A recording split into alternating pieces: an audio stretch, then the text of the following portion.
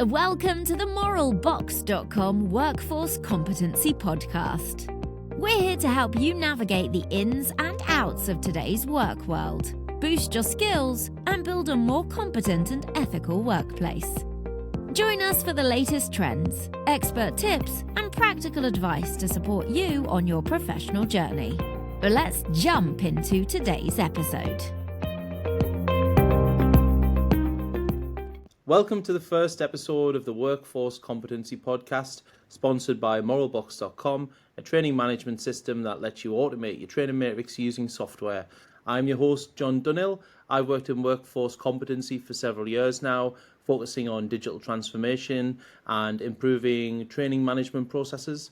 We've got some fantastic guests lined up, from smaller SMEs up to giant blue chip organisations working in roles around compliance, human resources, environment and health and safety, and learning and development. My first two guests are Alison Ritchie, who is a training coordinator and has been for 12 years, and Gordon MacPherson, who was the director of a health and safety consultancy and training provider company. I'll speak to you first, Alison. What are the biggest problems you see people face around training management? Okay, I think the biggest problems that people face around training management is visibility and knowing what training's needed. So often in my experience, I've had people where they would ring up for a training course, and it's because they've had work stopped on site, they can't get on site, or they've been audited and it's found that their certificates have expired. So they're sort of jumping around trying to find training courses really quickly so that they can get back on site. And obviously that has a massive financial implication as well. And again, finances, people who've got a large number of staff and they've got multiple people who are managing their training matrix, which in itself is a difficult task. When things are actioned, something's coming up for expiry or somebody's needed training, unless they've recorded that has happened, people have duplicated training. I would often see people coming through the doors, every couple of weeks coming to do a manual handling course, and people, the staff will just turn up when they're told to go on a training course, but they're duplicating it, and that's sort of spending a lot of money on training that's not necessary, and it's all just because of visibility and knowing exactly what's going on with training. I think that is the biggest problems that I've seen.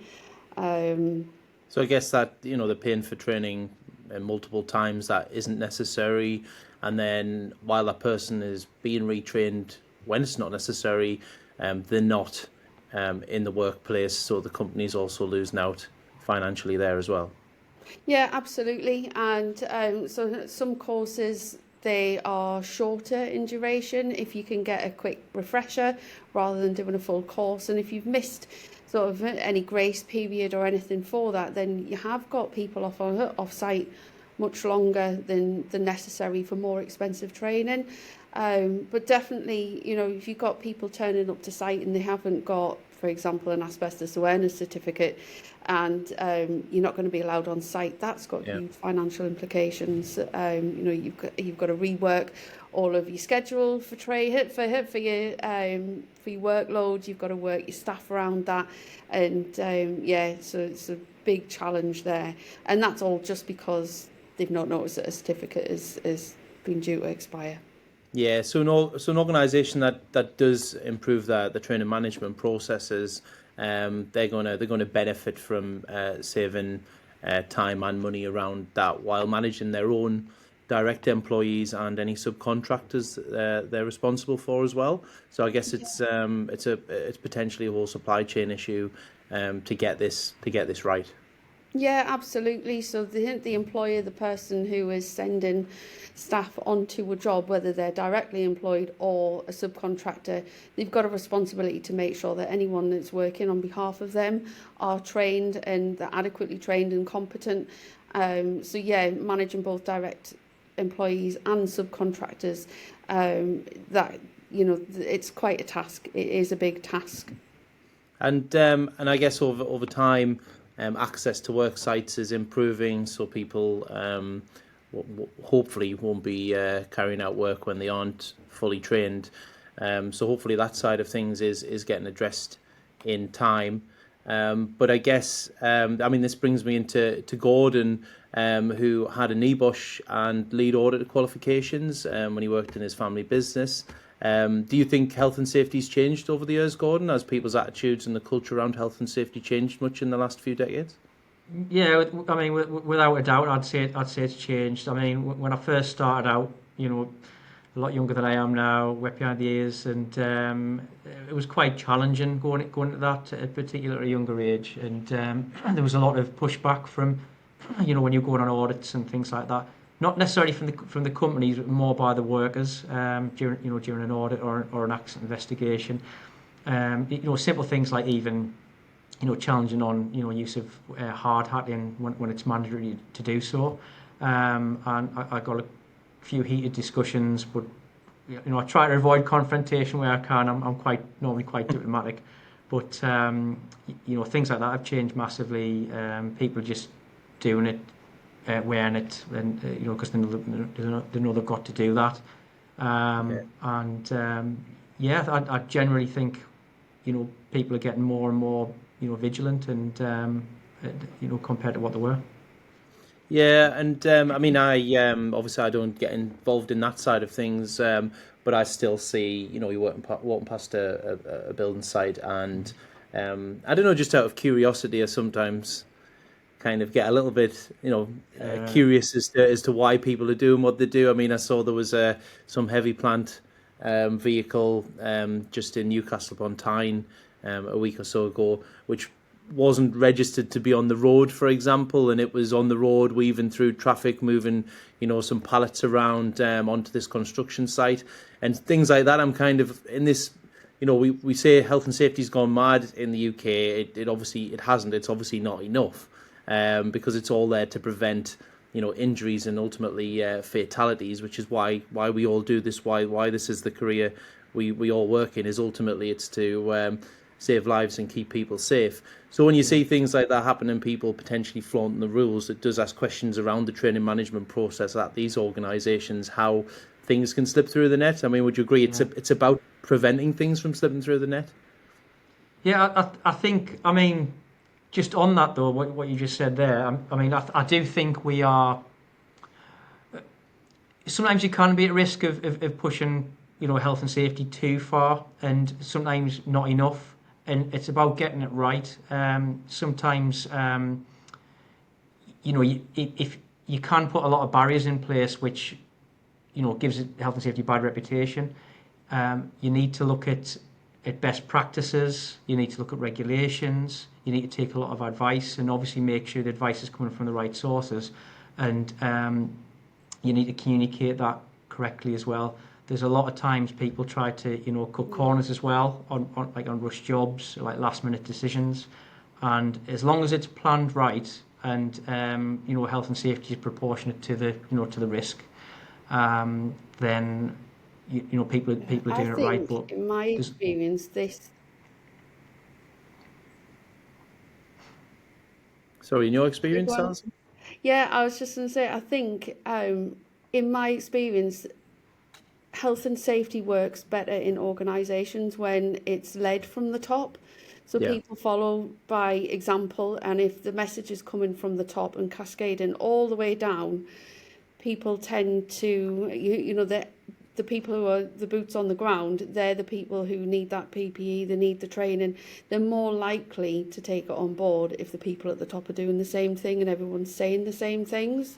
Absolutely. Yeah. So if you've got buy-in from the directors and they're a health and safety conscious person, then that's going to filter down to the rest of the staff and ultimately down to the people who are boots on the ground on the construction sites or in the high risk areas. And I guess that's where things like toolbox talks come into play, and keeping on top of that and ensuring they're done regularly, potentially every day on a construction site, to keep people safe. And obviously, Gordon, you'll have as an auditor, you'll have seen when people aren't keeping on top of things, that's when accidents happen and things do slip through the net. Can you give us some examples of of times where you've either helped, or because you used to help organisations improve the practice after particular health and safety events where potentially the health and safety executive have been involved, and also in a preventative measure as an auditor to help and prevent that and ensure people are adhering to best practices. Have you got any examples you can share with us? Obviously, I know for legal reasons you can't give any names or go into too much detail, where you've seen health and safety go wrong and people have ended up unfortunately being injured. Yeah, I mean, thankfully, a lot of the time when you go and do an audit or an accident investigation, a lot of the times, things aren't severe, but there's been a few edge cases where, I meing, our consultancy was involved in a particular bad one. I mean, obviously, I can't say many details on it, but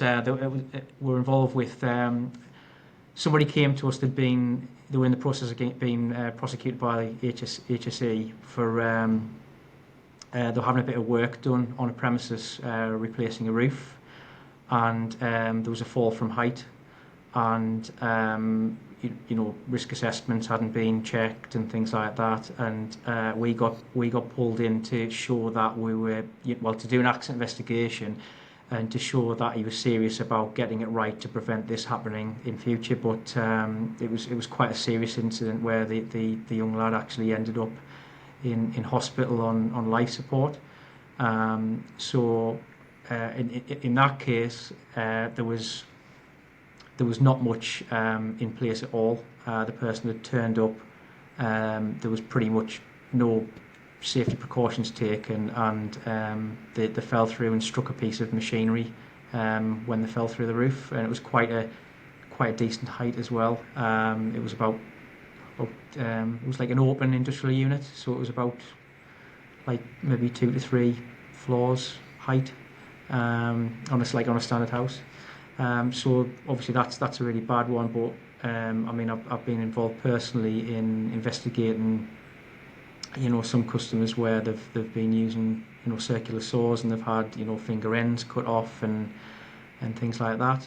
But all these completely avoidable. I was involved with investigating somebody actually have finger ends cut off using a circular saw, and and that was quite eye opening, because I mean a lot of these easily avoidable if the correct control measures are in place, and obviously critically people follow the process as well, because sometimes that breaks down. So the company could go through and have the best processes in the world, but if the people don't follow the process, then that's where it can fall down as well. I imagine there's not many new cases happen that HSE get involved with, where necessarily new rules have to come into place, or I imagine it when this sort of thing happens, it's something that's happened before, so is entirely preventable, just through better practice. Yeah, I mean, obviously, when things like this happen, you're supposed to learn from your mistakes and put better control measures in place and adjust your risk assessment. But also, these accidents help formulate like changes to legislation as well, and best practice, which obviously gets better over time. Me and Gordon had a brief chat before we started the podcast, and you told me about a story where you did it was an electrician audit as well. A lot of time you go out, a lot of people are on the back foot, and they see health and safety as a bad thing when it should be a good thing, because we're there to help them as well as the company, and people do silly things.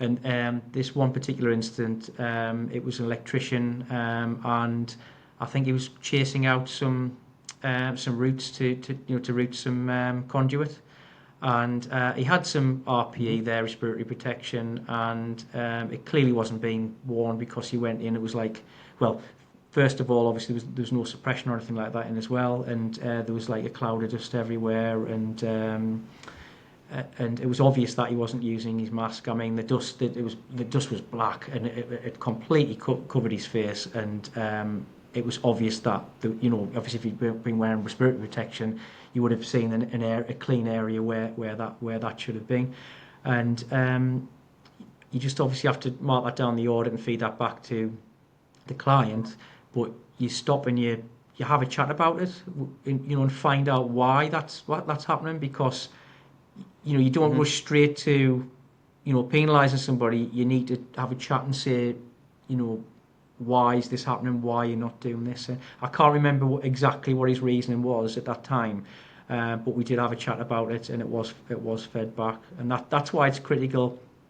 This was all prior to face fit testing coming in as well, and this is why it's always good to to basically give things like toolbox talks on things like this as well, because it brings it to the forefront, and it gives people the opportunity to ask questions as well.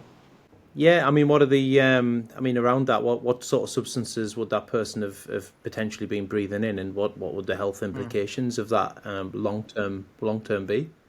Yeah, well, there'd be a lot of, it was obviously like brick and plaster, and there'll be a lot of silica in there. So, that's quite damaging to the lungs. So long-term exposure to silica, you get like silica-related disease like silicosis and things like that, where it can really damage damage the lungs. And is it really worth? That's the question I always ask. Is it really worth putting yourself at that risk? By the time you come to retirement, you're going to be struggling, with your breathing in later life, and it obviously shorten the Everybody lifespan as knows well. the risks.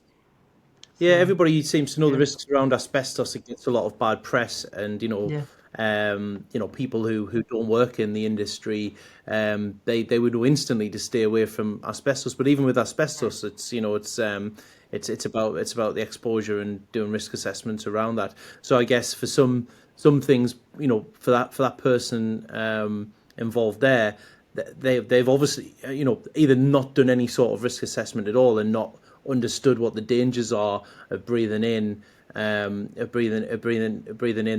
those materials, or they did know the risks, or they've got some idea, but again, there's worse things out there in their minds, so they've just not not bothered to use the correct PPE to do the work, but or seen it as a hassle, or that again, that comes, that brings into play the management of equipment as well. That person, I don't know the details around that, but may not have been issued with the correct equipment, may not have had the correct respirator, may not have been sent for the face fit test from that organisation. Obviously, tiny companies, the individual is going to be responsible for that, because the person doing the work could actually be the company director.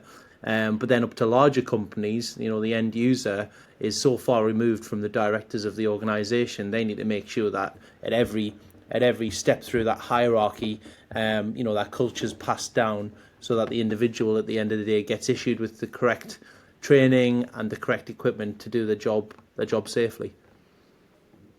Yeah, I think in that instance, the risk assessments were in place and they'd been communicated so that they were aware of the risks. And they've just obviously maybe thought, because it's not an immediate effect. This, so often you're focused on your job and it gets forgotten about, which is not obviously a great thing. But dust was a pet hate of mine as well, because early days, you'd get very high instances of people using still saws, for particularly ground workers, obviously cutting materials and not having any suppression in place. And I used to hate seeing that. Because you're not just exposing yourself, you're exposing anybody else around you and the public potentially as well. So what can people do? Smaller companies, large companies.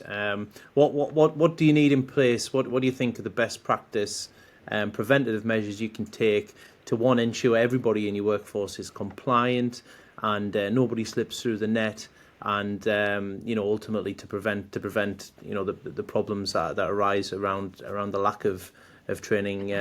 What can people put in place that's fairly straightforward to do to prevent that?